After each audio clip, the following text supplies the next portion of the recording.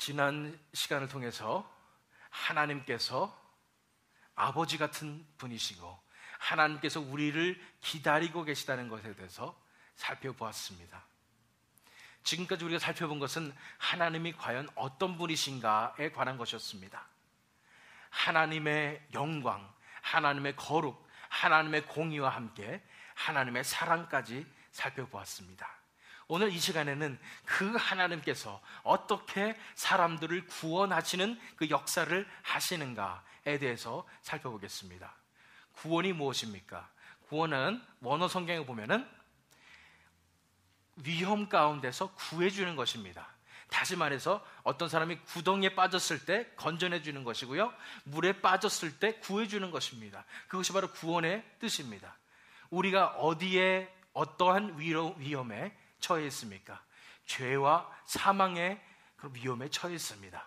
지옥의 형벌의 위험에 처해 있을 때 하나님께서 이 인류 역사를 통해서 그 우리의 위험 속에서부터 우리를 구해주시는 그것이 바로 하나님의 구원의 역사인 것입니다. 그래서 이 시간에는 그 높으신 하나님께서, 그 사랑이 많으신 하나님께서 어떻게 우리를 구원하시는가에 대해서 함께 살펴보겠습니다. 무엇보다도 그런 하나님의 구원으로 우리가 어떻게 나아가야 할 수 있는지에 대해서도 함께 살펴보겠습니다. 그래서 오늘의 십자가 복음 6번째 시간으로 하나님의 구원에 대해서 저와 여러분이 하나님께서 주시는 말씀을 함께 살펴보도록 하겠습니다.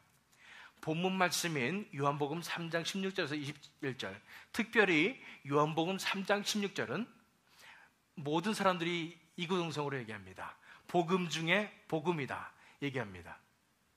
만약에 성경 모든 구절들이 다 없어지고 단 한 구절만 남는다면 바로 이 구절이 남을 것입니다. 요한복음 3장 16절입니다. 만약 여러분들이 정말로 하나님 만나고 싶으시고 정말 하나님의 구원의 역사를 경험하고 싶으시다면 단 이 한 구절로도 충분합니다. 요한복음 3장 16절, 여러분들 이 구절을 정말로 수백 번 읽으시기 바랍니다. 수백 번 묵상하시기 원합니다. 정말 그 속에서 하나님의 구원의 역사를 경험하고 싶으신 분들 이 구절 한 구절에 매달리시기 바랍니다. 그럴 때에 하나님의 역사가, 하나님의 약속이 이 구절 속에서 이루어질 줄 믿습니다. 자세히 한번 살펴볼까요? 요한복음 3장 16절 말씀이에요. 하나님이 세상을, 그랬습니다. 주체가 나오죠. 하나님께서, 창조주 하나님께서, 영광의 하나님, 거룩하신 하나님, 공의의 하나님, 사랑의 하나님께서 세상을, 그랬습니다. 이 세상은 정말 말 그대로 세상을 얘기하는 원어 뜻이지만 이것은 고대 사회에서 세상이라고 얘기했을 때는 세상에 사는 모든 사람들을 사실은 뜻하는 것입니다. 그래서 하나님께서 사랑하셨는데 누굴 사랑하셨다고요? 세상의 모든 사람들을 사랑하셨어요. 근데 얼마큼 사랑하셨어요? 이처럼 사랑하사 그랬습니다. 이 이처럼이 수식하는 것이 바로 뒤에 나옵니다. 하나님께서 사랑하시는데 이 사랑하신다는 말에 쓰여진 것이 바로 원어가 아가페, 다시 말해서 하나님만이 하실 수 있는 그 사랑입니다. 엄청난 사랑이에요. 사람들의 사랑하고 비교할 수 없는 엄청난 그 사랑으로 사랑을 하셨는데 이처럼 사랑하셨어요. 이처럼이 뭐냐면 독생자를 주셨으니라는 것입니다. 독생자가 무슨 뜻이에요? 쉽게 말하면 외아들입니다. 하나밖에 없는 아들 누굽니까? 예수 그리스도를 주셨다는 말입니다. 주셨다는 말은 두 가지로 볼 수 있습니다. 첫 번째는 이 세상에 보내셨다는 말씀으로 볼 수 있습니다. 두 번째는 이 아들을 희생 제물로서, 십자가의 희생 제물로서 우리에게 주셨다는 것입니다. 하나님께서 이처럼 사랑하셨어요. 이처럼이 뭐라고요? 그 외아들을 희생 제물로 십자가에서 돌아가시게 하기까지 우리를 사랑하셨다는 것입니다. 세상에 있는 모든 사람들을 사랑하셨습니다. 그래서 이는 그를 믿는 자마다, 그래서 그를 믿는, 그가 누구예요? 예수님이에요. 예수님을 믿는 자마다, 믿는 게 뭘까요? 지금까지 우리가 배웠습니다. 믿는 게 그냥 믿습니다. 예수님 계신 거 믿습니다. 예수님께서 십자가에 돌아가신 거 믿습니다. 이 정도가 아니라 믿는다는 것은 정말 신뢰하는 것입니다. 예수님께 내 삶을 드리는 것입니다. 나의 삶을 다 내려놓고 이젠 내 힘으로 살지 않겠습니다. 예수님이 내 삶 속에 주인이 되시옵소서. 예수님께 정말로 모든 것을 믿고 맡기는 그 정도의 믿음을 얘기하는 것입니다. 있는 그를 믿는 자마다 어떻게 된다고요? 멸망하지 않고, 그랬습니다. 멸망이 뭐예요? 완전히 망하는 겁니다. 영혼이 망하는 것입니다. 우리가 지금 이 상태에 있음을 알게 되어야 됩니다. 우리가 죄와 사망으로 인해서 그 사망의 권세에 지금 우리가 멸망하게 생겼습니다. 영혼이 망하게 생긴 상태였습니다. 그때 하나님께서 우리를 그곳에서 구원하시기 위해서 독생자 예수 그리스도를 이 땅에 보내셔서 희생제물로 삼으신 것입니다. 그래서 그 결과로 우리가 멸망하지 않고 그 대신에 뭘 얻게 된다고요? 영생을 얻게 하려 하심이라 그랬습니다. 영생이 뭐예요? 영원한 생명이에요. 멸망은 영원히 멸망하는 것이었는데 이제 멸망하지 않고 어떻게 된다고요?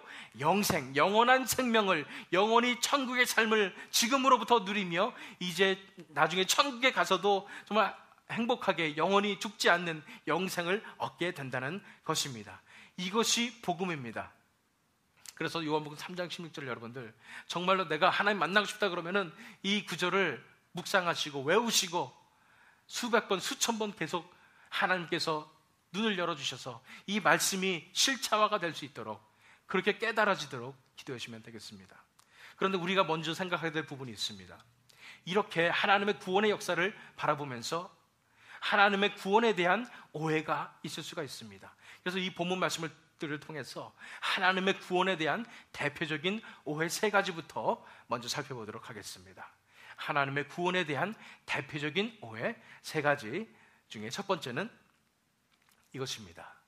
하나님은 지옥을 만들어 놓고는 사람을 벌 주시는 잔인한 하나님이시다라는 그런 오해예요. 마치 어떤 사람이 구덩이를 파놓고 거기를 커버해가지고 함정처럼 만들어놔서 지나가다가 어떤 사람이 거기에 딱 빠지면은 재미있어하는 그런 것처럼 하나님이 지옥을 딱 만들어 놓으시고 너 죄 지면 이 지옥 들어가는 거야 이렇게 해놓고서 당연히 죄 짓게 만들어 놓고서는 사람들이 죄 지을 때 아이고 잘됐다 지옥 가라 이렇게 사람들을 벌 주시는 그런 하나님이라는 오해를 할 수 있다는 것입니다. 3장 18절에 보시면은 그를 믿는 자는 심판을 받지 아니하는 것이요 믿지 아니하는 자는 하나님의 독생자의 이름을 잊지 아니하므로 벌써 심판을 받은 것이니라. 이 말씀을 보면서 그렇지, 하나님은 심판하시는 하나님이시기 때문에 그 심판을 즐겨하시는 무서운 잔인한 맹렬한 같은 그런 하나님이실지도 모르겠다, 이런 생각을 할 수 있다는 것입니다. 사실입니까? 아닙니다. 하나님은 결코 사람을 지옥 보내시길 즐겨하시는 그런 잔인하신 분이 아니십니다. 오히려 어떤 분이세요? 사람을 구원하시기 원하시는 분이십니다. 본 말씀 17절 말씀 읽겠습니다. 하나님이 그 아들을 세상에 보내신 것은 세상을 심판하려 하심이 아니요 그로 말미암아 세상이 구원을 받게 하려 하심이라. 하나님의 목적은 우리 인간을 구원하시는 것입니다. 우리 인간을 심판하기 위해서 지옥을 만들어 놓고 거기다 다 보내시고 그러시는 분이 아니라는 것입니다. 사실은요, 성경에 지옥이 왜 만들어졌다고 그러냐면 사탄과 그 수하들을 벌 주시기 위해서, 감옥에 갇히게 하시기 위해서 지옥을 만드셨어요. 그런데 사탄의 꼬임으로 말미암아 인간이 어떻게 됐나요? 죄악을 저질렀습니다. 하나님을 떠나게 되었습니다. 하나님을 떠나게 된 순간에 인간에게 죄악이 찾아왔고 우리가 죄와 사망의 종이 된 것입니다. 그렇기 때문에 어쩔 수 없이 우리가 지옥으로 가는, 지옥에 끌려가는 그런 신세가 되었던 것입니다. 그것을 하나님께서 바라보시고 우리를 이제는 예수 그리스도를 보내셔서 우리를 구하기를 원하시는 것입니다. 하나님은 우리가 돌아오기를 원하시는 하나님이심을 믿으시길 바랍니다. 하나님, 우리를 벌주시는 하나님이 아니라 우리를 구원하시는 하나님이심을 믿으시기 바랍니다. 첫 번째 오해가 바로 하나님은 지옥을 만들어 놓고 사람을 벌주시는 잔인한 하나님이시다라는 것인데 아닙니다. 하나님은 사람을 구원하시는 하나님이십니다. 두 번째 오해는 더 깊이 들어가서 하나님은 택한 자들만 사랑하시고 구원하시는 편애의 하나님이시다. 부모가 편애하잖아요. 이 자식만 좋아하고 저 자식 안 좋아하고 뭐 이런 것처럼 하나님께서는 unfair한, 편애하는 그런 하나님이시라는 그런 오해입니다. 본문서 3장 16절에 보시면 하반절에 보면은 이는 그를 믿는 자마다 멸망하지 않고 영생을 얻게 하려 하심이라 그랬습니다. 믿으면 되는데 이 믿는 것도 우리가 어떻게 배웠어요? 믿음도 하나님의 선물이라고 배웠습니다. 하나님의 은혜라고 배웠습니다. 결국은 하나님의 은혜가 임해야지 예수님을 믿을 수 있고 또 영생을 얻을 수가 있기 때문에 그러면 하나님은 사실은 어떤 질문이냐면, 사실은 지금까지 그러면 복음 듣지 못한 우리 조상님들, 또 저 아프리카에서 그런 사람들은 다 그냥 천국 못 가고 죽는 겁니까? 그러면은 하나님께서 얼마나 불공평한 하나님이십니까? 라는 그런 의문이라는 거예요. 거기에 대해서 우리가 살펴볼 부분이 있습니다. 먼저는 이것입니다. 3장 16절에 첫 번째 어떻게 적혔죠? 하나님이 세상을 이처럼 사랑하사 그랬습니다. 이 세상이 뭘 말한다고요? 모든 세상에 사는 사람들입니다. 하나님께서는 이 세상에 사는 모든 그 인류를 한 사람 한 사람을 다 사랑하시는 하나님이심을 믿으시기 바랍니다. 저와 여러분 한 사람 한 사람을 너무도 사랑하시는 그런 하나님이심을 믿으시기 바랍니다. 먼저 알아야 될 것은 우리가 하나님께서 한 사람 한 사람을, 세상에 있는 모든 사람들을 다 사랑하시는 그런 하나님이심을 알아야 된다는 것입니다. 그건 지금 기본 존재 조건이고요. 두 번째로 알아야 될 것은 뭐냐면은 우리 인간의 상태입니다. 우리가 죄악됨으로, 우리가 범죄함으로, 하나님을 떠남으로 말미암아 어떻게 되었냐면요, 18절 맨 마지막 절을 보면은 믿지 아니함으로 벌써 심판을 받은 것이니라. 우리의 상태가 벌써 심판을 받은 상태에 있다는 것입니다. 우리 상태가 벌써 멸망에 해 있는 상태에 있다는 것입니다. 우리는 지금 보이지가 않습니다. 그러나 우리는 다 죽음의 병에 걸려서 이미 사형 선고받은 사람들입니다.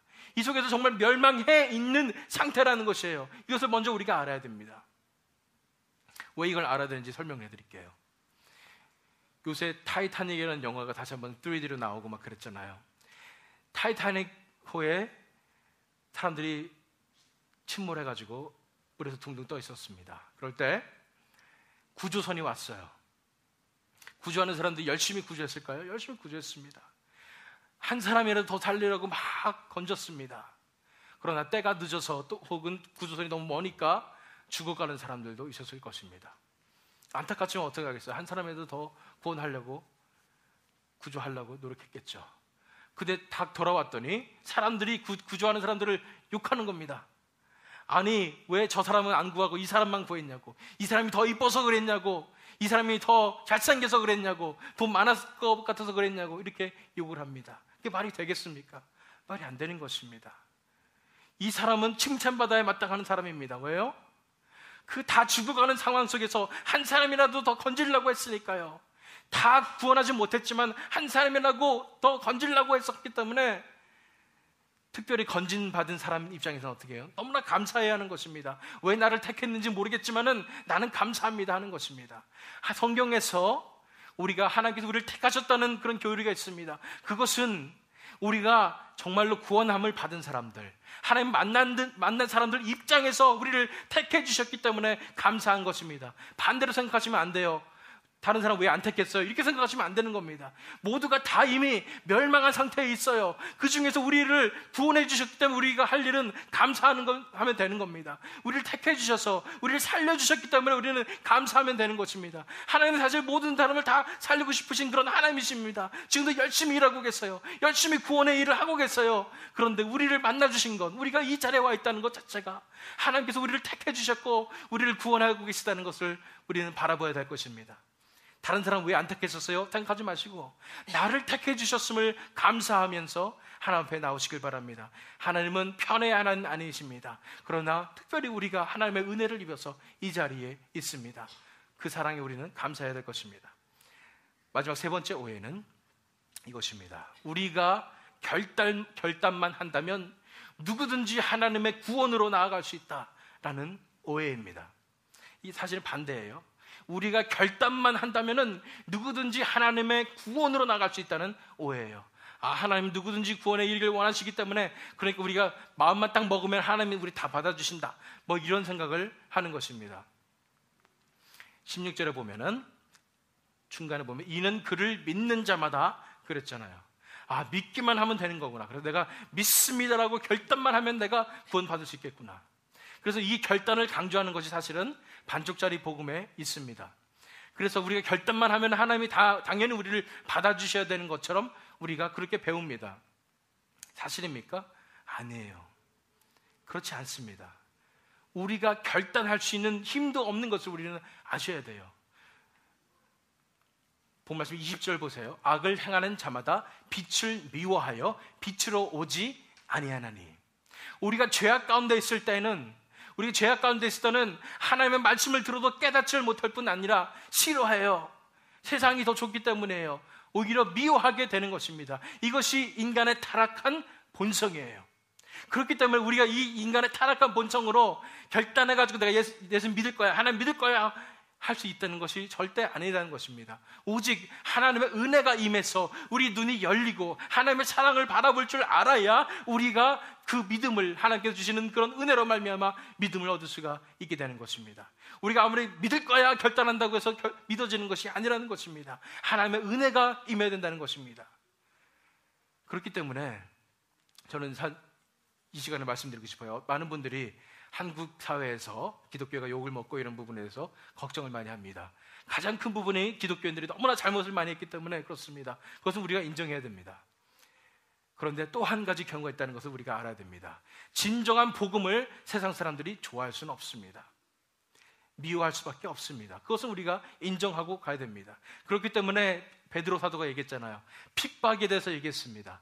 니네들이 잘못해서 욕먹는 건 핍박이 아니다. 그런데 정말로 복음을 전했을 때는 사람들이 너희를 싫어하게 되고 그것은 핍박이다 이렇게 얘기하신 거잖아요. 어쨌든 간에 우리 인간의 본성은 결코 하나님을 받아들일 수 있는 그런 본성이 아닙니다. 하나님의 은혜의 빛이 임해야지, 하나님의 생명의 씨앗이 우리 안에 임해야지 우리가 하나님을 받아들일 수 있다는 것입니다. 그렇기 때문에 우리가 결단만 한다면 누구든지 하나님 구원으로 나갈 수 있다 이렇게 해서는 안 되는 것입니다. 우리는 결단을 해야 되는 게 아닙니다. 뭘 해야 됩니까? 간구를 해야 돼요. 하나님 앞에 은혜를 간구해야 돼요. 하나님, 저를 불쌍히 여겨주시고 저도 이제 하나님 믿을 수 있는 그 믿음을 주시옵소서. 저에게도 눈을 열어주셔서 하나님의 사랑이 얼마나 큰지 바라보게 해주시옵소서. 저도 하나님 만나게 해주시옵소서. 간구할 때에 하나님께서 우리에게 구원을 주실 줄 믿습니다. 우리가 해야 될 것은 결단이 아니라 간구이라는 것 명심하시길 바랍니다. 이렇게 우리가 하나님의 구원에 대해서 우리가 오해들을 살펴보았는데요. 근본적인 질문을 하도록 하겠습니다. 인간이 하나님의 구원으로 나아갈 수 없는 근본적인 이유가 있습니다. 인간이 하나님의 구원으로 나아갈 수 없는 그 이유에 대해서 이 본문 말씀에 나와 있는데요. 그건 뭐냐면 바로 빛보다 어두움을 더 사랑하기 때문입니다. 빛보다 어두움을 더 사랑하기 때문에, 다시 말해서 풀어서 얘기한다면 하나님보다 세상을 더 사랑하기 때문입니다. 본 말씀 19절 말씀을 보면은 그 정죄는 이것이니 그 빛이 세상에 왔으되 사람들이 자기 행위가 악함으로 빛보다 어두움을 더 사랑한 것이니라. 우리가 타락한 본성을 가지고 있을 때는 도저히 빛 대신 하나님을 사랑할 수 없고 하나님을 좋아할 수가 없습니다. 오히려 미워하게 되어 있습니다. 그리고 세상의 것을, 세상의 가치를, 세상을, 쾌락을 더 사랑하게 되어 있다는 것입니다. 우리가 하나님 앞에 나아갈 수 없는 근본적인 이유가 뭐냐? 우리가 죄악 가운데 빠져 있었을 때에 세상을 더 좋아하게 되어 있습니다. 세상의 가치관을 좋아하며 세상의 성공을 좋아하며 세상의 쾌락을 더 즐기게 되어 있는 것입니다. 그렇기 때문에 우리가 하나님의 구원으로 나아갈 수 없는 것임을 우리가 알아야 합니다. 하나님의 은혜가 임해야지 우리가 드디어 세상보다 하나님을 더 사랑할 수 있을 것입니다. 세상보다 훨씬 더 값진 하나님의 그 은혜 가운데로 나갈 수 있다는 것입니다. 그러지 않고서는 타락한 인간의 본성을 가지고서는 빛보다 어둠을 더 사랑하게 되어 있습니다. 이것이 문제인가요? 문제입니다. 오늘의 명심할 점은 무엇이냐면 빛 가운데로 나아가지 않으면 심판받습니다. 심판받아요. 빛 가운데로 나가지 않으면, 빛을 싫어하면은, 그냥 어둠에 머물러 있으면은 결국은 심판받게 되었다는 것입니다. 20절 말씀을 보면은 악을 행하는 자마다 빛을 미워하여 빛으로 오지 아니하냐니 그랬습니다. 악을 행하는 자는 빛으로 나올 수가 없어요. 빛을 싫어했기 때문에. 너무 빛이 밝게 비춰지니까 싫어하는 겁니다.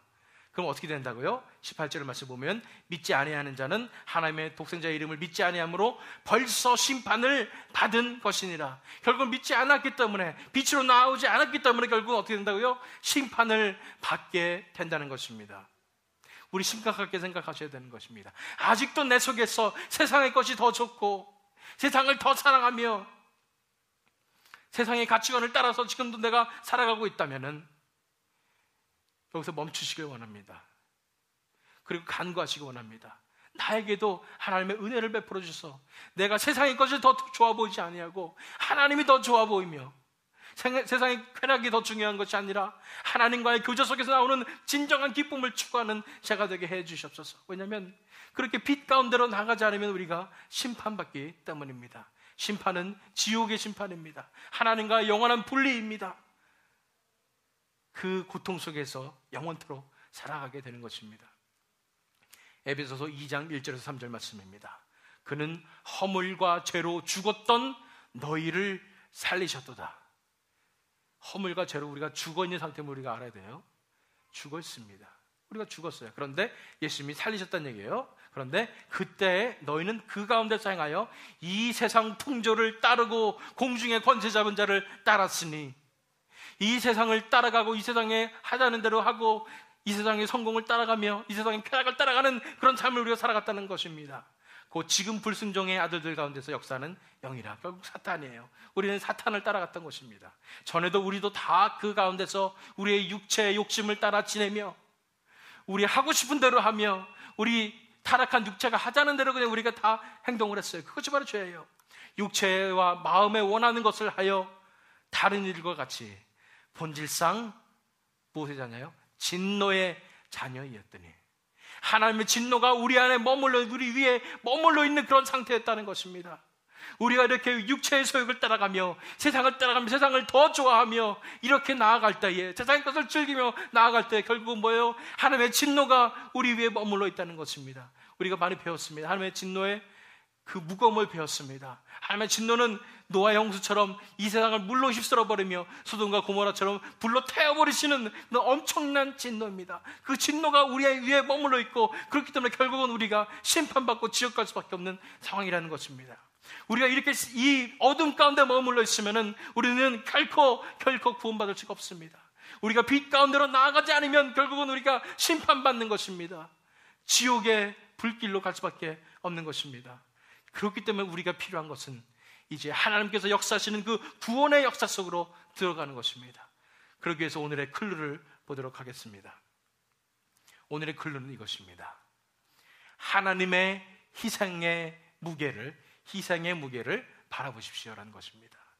하나님의 희생의 무게를 바라보십시오. 하나님께서는 가장 귀한 아들을 희생하셨습니다. 하나님께서는 가장 귀한 아들을 희생하셨다는 것입니다. 우리가 먼저 바라봐야 할 것은 하나님의 그 희생이 얼마나 컸던가를 바라봐야 하는 것입니다. 요한복음 3장 16절에 하나님이 세상을 이처럼 사랑하사 독생자를 주셨으니 그렇습니다. 외아들을 주셨다는 것입니다. 어떤 분들이 이렇게 생각할 수 있습니다. 아니, 자기 자신이 그냥 죽는 것도 아니고 자기 자신을 희생하는 것도 아니고 그 아들 희생하는 건데 뭐 하나님이 뭐 크게 희생하셨나? 그런데 정말로 자녀가 있으셨던 분들은 이해하실 것입니다. 내 자신을 희생하는 것보다 자녀를 희생하는 것이 훨씬 더 크다는 것을 아실 것입니다. 며칠 전에 이한이 학교에서 전화가 왔습니다. 제 아들 7살짜리 이한이 학교에서 전화가 왔어요. 학교 널스한테 전화가 왔어요. 간호사한테 전화가 와서 이한이 애가 약간 문제가 있는 것 같다고 얘기합니다. 뭐냐 그랬더니 히어링 테스트요. 그 청력 테스트를 했는데 2월 달에 하고 이번에 했는데 또 둘 다 페일을 했다는 것입니다. 한쪽 귀가 잘 안 들린다는 것입니다. 그래서 그렇기 때문에 빨리 지금 이렇게 그 어디올로지스트한테 가서 이제 검사를 받으라고 이렇게 얘기를 했습니다. 그러면서 얘기하는 것이 이한이가 너무 똑똑하고 좋은데 애가 주의가 산만한 이유가 아마 귀가 잘 안 들려서 그럴 수도 있다, 이런 얘기를 하더라고요. 그 순간 제가 5만 가지 생각이 드는데, 제가 이한이 주의 산만하다고 욕하는 건 아니지만 혼내고 뭐라 그러고 벌 주고 이랬던 게 막 생각나는 겁니다. 그 어린 것이 귀가 안 들려서 그러는데, 이런 생각이 들었어요. 그 다음에 얘가 정말 귀가 멀었으면 어떡할까, 이런 생각이 들면서 별 생각이 다 들더라고요. 그 순간 제가 장애우들을 둔 그런 부모의 심정을 이해했습니다. 장애우들이 둔 부모가 왜 이렇게 장애우들을 잘 보살피는가, 너무나 불쌍해서 그랬구나, 이런 것을 알게 됐어요. 마음 가운데 더 쓰이는 것입니다. 더 사랑하게 되더라고요. 약하다고 생각하니까 내 자식이. 하여튼 이한이 귀가 먼 거보다 차라리 내 귀가 멀었으면 좋겠다, 이런 생각이 들었습니다. 집에 와서 이한이가 있길래 검사를 제가 나름대로 했습니다. 그래서 한쪽 귀 음악 크게 틀어놓고 한쪽 귀로만 들리게 하고, 이한이 바보, 이런 얘기 하는데 다 알아듣더라고요. 그래서 심각한 문제는 아니구나, 이런 것을 알았습니다. 아마 검사해보면 나오겠지만은 너무 심각한 문제까지는 아닌 것 같습니다. 어쨌든 간에 그것을 보면서 하나님의 심정이 좀 이해가 갔어요. 그 아들 예수 그리스도를 자랑하시는 그 하나님의 심정이 이해가 갔다는 거예요. 그 아들을 희생하셨어야 되는 그런 하나님의 심정을 생각하게 되었습니다. 저는 그런 생각을 할 것입니다. 만약 우리 아이들이, 이한이나 소희가 지옥에 가야 된다고 하면 저는 이렇게 얘기할 거예요. 제가 대신 가게 해달라고, 얘네들은 구해달라고. 저는 하나님한테 그렇게 얘기할 정도로 그 아이들을 사랑하는 것입니다. 그런데 하나님께서는 우리를 너무나 사랑하시기 때문에 그 아들 예수 그리스도를 우리를 위해서 희생하셨던, 아들을 버리시기까지 희생하셨던 그 사랑을 생각해 보시기 바랍니다. 하나님의 희생은 너무나 큽니다. 하나님의 희생의 무게는 너무나 큰 것입니다. 그 사랑은 너무나 큰 것입니다. 하나님께서는 가장 귀한 그 아들을 우리를 위하여 희생하신 것입니다. 자기 자신의 목숨을 버리신 것뿐 아니라, 그거는 예수님이 그러셨죠. 하나님께서는 가장 귀한 아들 예수 그리스도를, 눈에 넣어도 아프지 않은 그 아들을 우리를 위해서 희생하신 것입니다. 요한일서 4장 9절에서 10절 말씀 보세요. 하나님의 사랑이 우리에게 이렇게 나타난 바 되었으니 하나님이 자기의 독생자를 세상에 보내심은 그로 말미암아 우리를 살리려 하심이라. 자기의 독생자 누구예요? 예수 그리스도께서 이 세상에 오신 것은, 하나님께서 보내주신 것은 왜요? 우리를 살리게 하려 하십니다. 뭐예요? 하나님께서는 그 아들을 너무나 사랑하시지만 가장 사랑하는 아들을 우리를 위해서 희생하신 이유는 바로 우리를 사랑하시기 때문입니다. 우리를 향한 그 사랑이 이토록 크시기 때문입니다. 우리를 살리시려고, 우리를 지옥에서 건지시려고 하나님께서는 그 엄청난 희생을 치르신 것입니다. 사랑은 여기 있으니, 이게 사랑이에요. 우리가 하나님을 사랑한 것이 아니요, 하나님이 우리를 사랑하사 우리 죄를 속하기 위하여 화목제물로 그 아들을 보내셨습니다. 이것이 하나님의 사랑입니다. 제가 늘 말씀드리잖아요. 하나님의 사랑을 감히 인간의 사랑과 비교하지 말라 얘기하는 것입니다. 하나님께서 우리를 사랑하셨던 그 깊이는, 그 무게는 이 세상 어떤 사랑과도 비교할 수가 없습니다. 하나님께서 우리를 사랑하셨을 때 그 우리의 죄를 속하기 위해서 자기의 가장 귀하신 그 아들을 화목 제물로 우리에게 보내셨음을 믿으시기 바랍니다. 우리가 하나님한테 돌아올 때 어떤 동기로 돌아오냐고요? 바로 이것입니다. 지옥 가기 무서워서도 아니고요, 하나님 무서워서도 아닙니다. 우리가 하나님께 돌아온다면 그 동기는 바로 이 하나님의 사랑 때문입니다. 하나님의 희생의 이 무게 때문입니다. 나 같은 죄인을 사랑하신 하나님, 내가 무엇이건데, 내가 어떤 사람이길래 나를 이렇게 사랑하셔서 선택하셨나? 내가 얼마나 연약한 죄인인 것을 우리는 다 알고 있습니다. 저 깊숙한 밑바닥까지 내려가는 가장 더럽고 추악한 죄인이 바로 나입니다. 그런데 그 나를 위해서 하나님께서 가장 귀한 그 아들을 희생하셨단 말이에요. 그 사랑이 얼마나 큰지 모르겠어요. 그 사랑을 받은 사람들은 그 사랑 앞에 무너질 수밖에 없어요. 그 사랑을 경험한 사람들은 그 사랑 앞에 하나님 사랑합니다 고백할 수밖에 없습니다. 그렇기 때문에 하나님 너무나 사랑하기 때문에 하나님 앞에 내 인생을 드리는 것입니다. 하나님께서 가장 귀중한 것을 먼저 우리에게 주셨기 때문에 우리도 하나님 앞에 우리 인생을 드리는 것입니다. 내 자신을 포기하는 것입니다. 내 자신을 내려놓는 것입니다. 내가 이제 내 뜻대로 살지 않겠습니다. 이제 하나님께 순종하면서 하나님만 바라보면서 살겠습니다 하는 것입니다. 그렇습니다. 하나님께서 내 삶을 주관하심으로 진정한 행복한 삶, 천국의 삶이 이루어지는 것입니다. 그래서 오늘의 쿨루 말씀 보세요. 하나님께서는 가장 귀한 아들을 희생하셨습니다. 그렇기 때문에 우리는 하나님의 희생의 무게를 바라볼 때에 우리가 하나님께 돌아올 수 있는, 하나님의 구원으로 나갈 수 있는 그런 원동력을 얻게 되는 것입니다. 그럼 오늘의 질문을 보겠습니다. 드디어 그러면 어떻게 구체적으로 우리가 하나님의 구원의 역사로 우리가 나아갈 수 있을까요? 어떻게 하나님의 구원으로 나아갈 수 있을까요? 이 본문에 힌트가 있습니다. 3장 16절 보시면 하나님이 세상을 이처럼 사랑하사 독생자를 주셨으니 이는 그를 믿는 자마다 믿으면 되는 거구나, 믿음이 있어야 된다는 것입니다. 그것이 힌트예요. 3장 18절 말씀에도 보면 그를 믿는 자는 심판을 받지 아니하는 것이에요. 믿음이 있으면 되는구나, 그것을 알았습니다. 하나님의 구원으로 나가기 위해서는 믿음이 있어야 되는데 이 믿음을 우리는 뭐라고 얘기하냐면 구원에 이르는 믿음이라고 얘기하는 것입니다.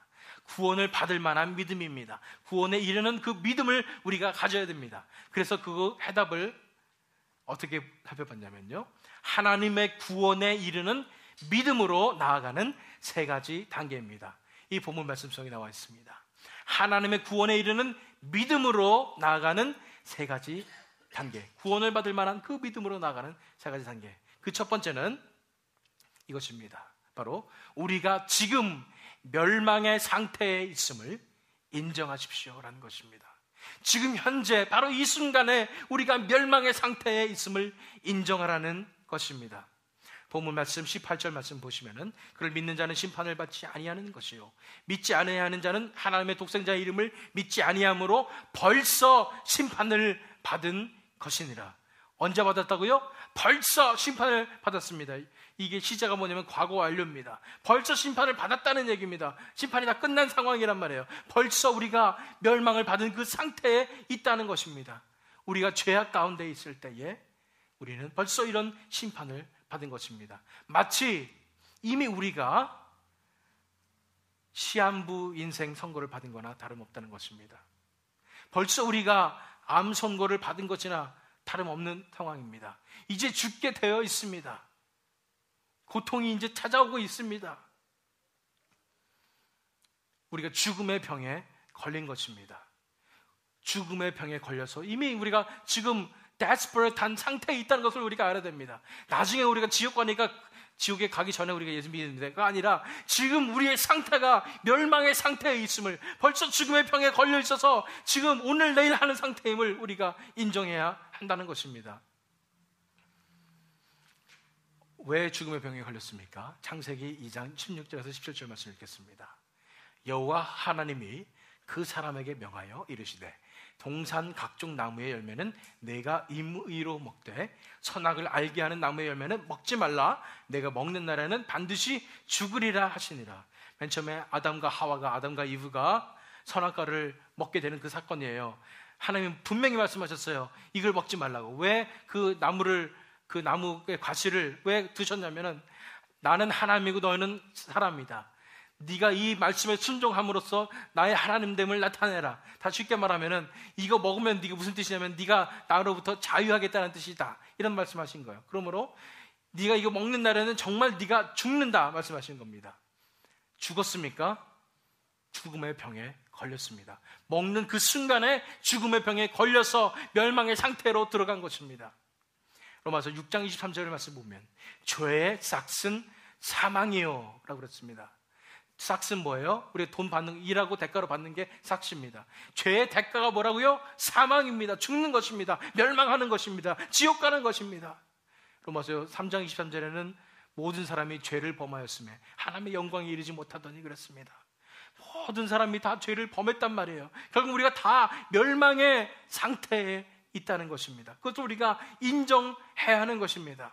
지금 우리의 상태가 가장 데스퍼레트한 상태라는 것, 우리가 이 멸망 상태에서 우리가 몸부림치고 있는 상태라는 것, 이제 오늘 내일 하는 상태라는 것을 우리가 알아야 합니다. 만약 우리가 육체의 병이 생겨서, 정말 그런 말씀드리면 좀 그렇지만은, 정말 여러분들이 정말 암 판정을 받아서 진짜 오늘 내일 한다고 생각해 보십시오. 여러분 가만히 있으실 겁니까? 그냥 혹시 모르니까 가만히 내가 있으면 어떻게 될지 모르겠지 뭐, 이렇게 생각하실 겁니까? 아니면은 이 병을 고치기 위해서 백방을 주서문하겠습니까? 우린 정말 그러한 데스퍼레트한 상태였습니다. 절망의 상태였습니다. 멸망의 상태에 있습니다. 이제는 우리가 치유책을 강구해야 되는 것입니다. 하나님 앞에 나아가는 이유가 거기에 있습니다. 이제는 우리에게 동기가 있습니다. 지금 우리의 상태가 멸망의 상태에 있음을 우리는 인정해야 하는 것입니다. 그게 첫 번째 단계고요. 그 다음 단계는 이것입니다. 빛의 가치를 알아볼 수 있는 눈을 열어달라고 간구하십시오. 빛의 가치를 알아볼 수 있는 눈을 열어달라고 간구하십시오. 이 빛이 뭐를 말한다고 그랬어요? 하나님, 생명, 예수님을 얘기합니다. 하나님의 나라를 얘기합니다. 이 빛의 가치를 알아볼 수 있는 눈을 열어달라고 간구해야 된다는 것입니다. 본 말씀을 보면은 19절 말씀 보세요. 18절 끝에 보면 벌써 심판을 받은 것이라고 그랬습니다. 심판을 받게 된 이유가 19절에 나와요. 그 정죄는 이것이니 곧 빛이 세상에 왔으되 사람들이 자기 행위가 악함으로 빛보다 어두움을 더 사랑한 것이니라. 결국은 뭐예요? 하나님께서, 예수님께서 이 세상에 왔는데도 불구하고 사람들이 하나님보다 세상을 더 사랑하기 때문에, 빛보다 어둠을 더 사랑하기 때문에 받아들일 수가 없었다는 것입니다. 그렇습니다. 빛의 가치를 모르기 때문에 우리가 빛을 받아들일 수 없었던 것입니다. 빛보다 어둠이 더 크게 보이고 더 좋게 보였던 것입니다. 그래서 우리가 간구해야 되겠습니다. 먼저 우리가 간구해야 돼요. 하나님, 우리의 눈을 열어주셔서, 영적인 눈을 열어주셔서 그 빛의 가치를 알아볼 수 있게 해주시옵소서. 진정한 영적인 현실을 우리가 바라보게 해주시옵소서 간구해야 하는 것입니다. 요한복음 1장 9절에서 12절 말씀이에요. 참 빛, 곧 세상에 와서 각 사람에게 비추는 빛이 있었나니, 예수를 얘기하는 것입니다. 그가 세상에 계셨음에 세상은 그로 말미암아 지음바 되었으되 세상이 그를 알지 못하였고 그렇습니다. 빛이 왔는데도 불구하고 사람들이 알아보질 못했어요. 영적인 눈과 귀가 가려져 있어가지고 예수님이 빛이신 줄을 바라볼 수가 없었다는 것입니다. 자기 땅에 오매, 자기 백성인 이스라엘 땅에 오셨잖아요. 자기 백성이 영접하지 아니하였다고 했습니다. 그 빛을 알아볼 수가 없었던 것입니다. 그런데 희망의 말씀이 나와 있습니다. 영접하는 자, 곧 그 이름을 믿는 자들에게는 하나님의 자녀가 되는 권세를 주셨으니 그렇습니다. 그 빛으로 나오는 자, 그 빛을 영접하는 자, 하나님 앞에 나오는 자에게는 하나님의 자녀가 되는 권세를 주셨다는 것입니다. 그렇기 때문에 우리가 해야 될 일이 뭐예요? 빛의 가치를 알아볼 수 있는 눈을 열어달라고 간구해야 되는 것입니다. 빛이 비쳤을 때 그 빛이 비친 이것을 바라보게 해달라고, 정말 그 빛의 가치를 알게 해달라고, 하나님의 그 사랑을 알게 해달라고, 하나님의 생명의 가치를 알게 해달라고, 세상의 모든 가치관보다, 세상의 성공보다 더 귀중한 그 하나님의 영광을, 하나님의 나라를 바라보게 해달라고, 우리 눈을 열어달라고 간구해야 하는 것입니다. 이 간구 가운데 하나님께서 역사해 주실까요? 저는 역사해 주실 줄 믿습니다. 우리가 간구할 때 하나님께서는 우리의 눈을 열어주실 줄 믿습니다. 하나님의 생명을 우리가 심어주실 줄 믿습니다. 그래서 영적인 현실을, 진정한 현실을 바라볼 수 있도록 인도해 주실 줄 믿습니다. 두 번째가 바로 빛의 가치를 알아볼 수 있는 눈을 열어달라고 간구하십시오라는 것이었습니다.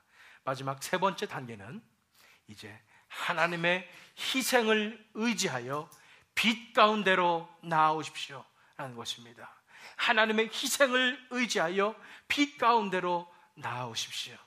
본문 말씀 21절에 보면은 진리를 따르는 자는 어디로 나온다고요? 빛으로 오나니 이는 그 행위가 하나님 안에서 행한 것임을 나타내려 함이라 하시니라. 진리를 따르는 자는 빛으로 나온다고 그랬습니다. 이제 우리가 빛으로 나올 수 있습니다. 우리의 눈과 귀가 열렸을 때에 하나님의 생명의 씨앗이 우리에게 임함으로 말미암아 우리 영적인 눈이 열렸을 때에 이제 그 빛을 바라보게 될 것입니다. 그런데 우리가 무엇을 의지해서 나온다고요? 하나님의 희생을 의지해서 나오는 것입니다. 하나님의 희생은 어떤 희생이었습니까? 아까 살펴봤습니다. 자신의 가장 귀중한 그 아들을 내려놓는 희생입니다. 많은 분들이 내려놓음 이러면 굉장히 많이 힘들어합니다. 난 이것도 내려놓기 힘들고 이것도 내려놓고 힘들고. 저도 그랬던 것 같습니다. 지난 주간에 이제 이사할 준비를 하면서 집을 구하려고 그러는데 굉장히 컴페티티브 하더라고요.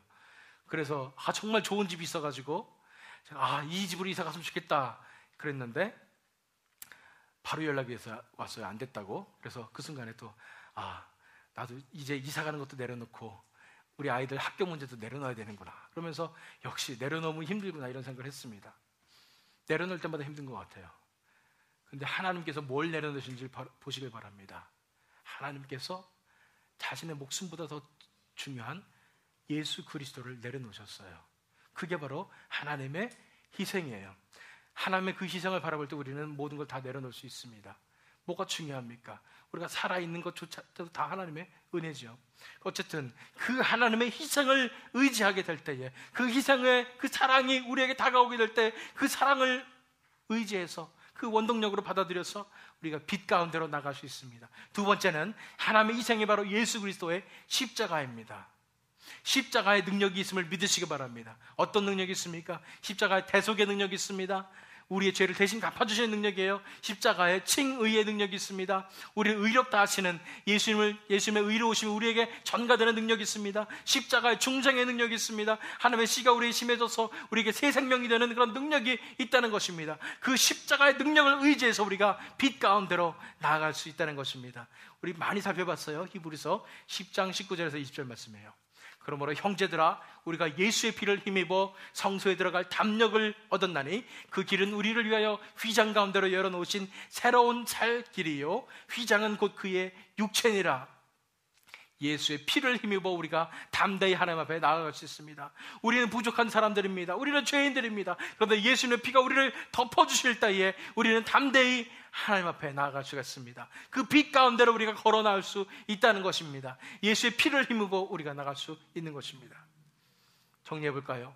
우리가 어떻게 하나님의 구원에 이르는 그런 믿음으로 나아갈 수 있을까요? 가장 첫 번째는 우리가 지금 멸망의 상태에 있음을 인정하고 간구하셔야 됩니다. 저는 정말 데스퍼레이트한 상태입니다. 저는 정말로 하나님 필요한 상태입니다. 간구하셔야 돼요. 두 번째는 하나님을 알아볼 수 있게 해달라고, 그 빛의 가치를 알아볼 수 있는 눈을 열어달라고 간구하셔야 되고요. 마지막으로 하나님의 그 희생을 의지해서, 하나님의 그 사랑을 의지해서 빛 가운데로 우리가 걸어 나와야 하는 것입니다. 우리가 이렇게 빛 가운데로 나오게 될 때 우리에게 어떤 일이 벌어집니까? 우리가 빛 가운데로 나올 때 하나님의 희생의 사랑으로 영생을 얻게 될 것입니다. 하나님께서 희생하신 그 사랑을 힘입어 우리가 영생을 얻게 될 것입니다. 그냥 우리가 하나님 너 영생해 그러니까 영생을 얻는 것이 아니라 하나님의 가장 값진 그 희생으로 말미암아 자기 아들의 목숨을 주신 그 희생으로 말미암아 우리가 영생을 얻게 된다는 것입니다. 3장 16절 말씀 다시 볼게요. 하나님이 세상을 이처럼 사랑하사 독생자를 주셨으니, 가장 귀한 아들을 주셨으니 이는 그를 믿는 자마다 멸망하지 않고 영생을 얻게 하려 하심이라. 우리는 멸망하는 그 길에 이미 있습니다. 멸망이 우리에게 이미 임해서 우리 멸망 가운데 있었습니다. 그런데 하나님께서 독생자 예수 그리스도를 대신해서 우리 대신에 주심으로 말미암아 우리가 멸망에서 영생으로 옮기게 된 것입니다. 멸망하지 않고 영생, 영원한 생명을 가지게 되었다는 것입니다. 하나님의 희생의 사랑으로 우리가 영생을 얻게 되는 것입니다. 잘 아시는 말씀, 요한복음 5장 24절 말씀 제가 읽겠습니다.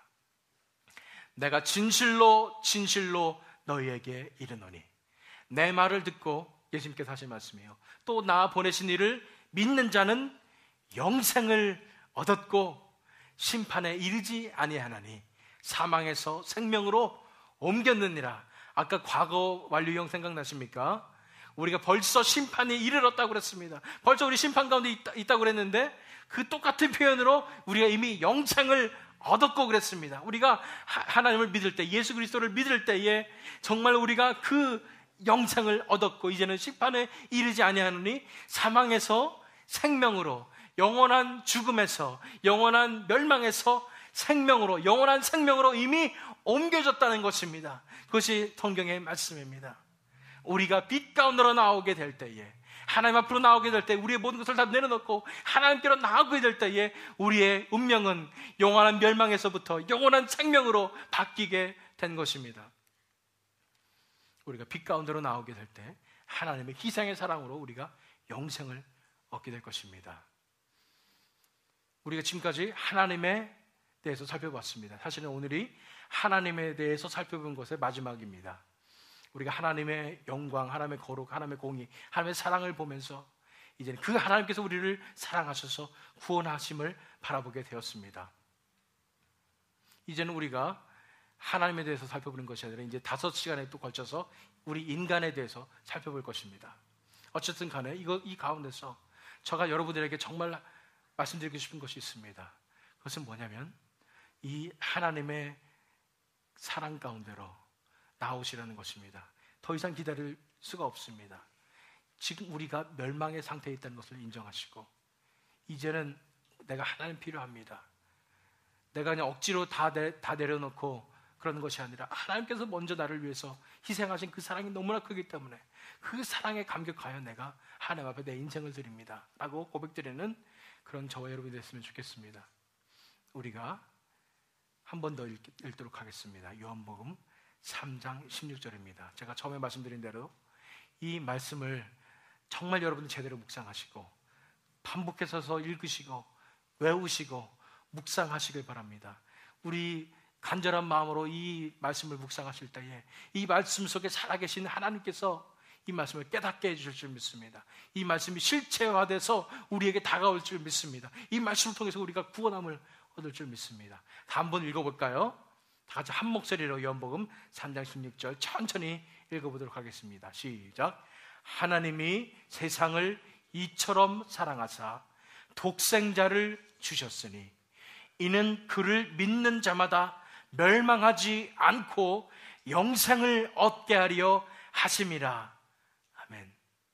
그러므로 하나님께서는 가장 귀한 아들을 희생하셨기 때문에 그 하나님의 희생의 무게를 바라보되 우리가 지금 이 순간에 가장 급박한 멸망의 상태에 있음을 인정하며 우리에게 빛의 가치를 알아볼 수 있는 눈을 열어달라고 간구하며 하나님의 그 희생, 자기 아들을 들이신 그 희생을 의지하여 빛 가운데로 나와와서 구원에 이르는 그런 믿음을 가짐으로 빛 가운데로 나옴으로 하나님의 희생의 사랑으로 영생을 얻게 되는 저와 여러분이 되시기를, 또는 이 원더크릭 하나교회가 되기를 예수 그리스도의 이름으로 축원합니다.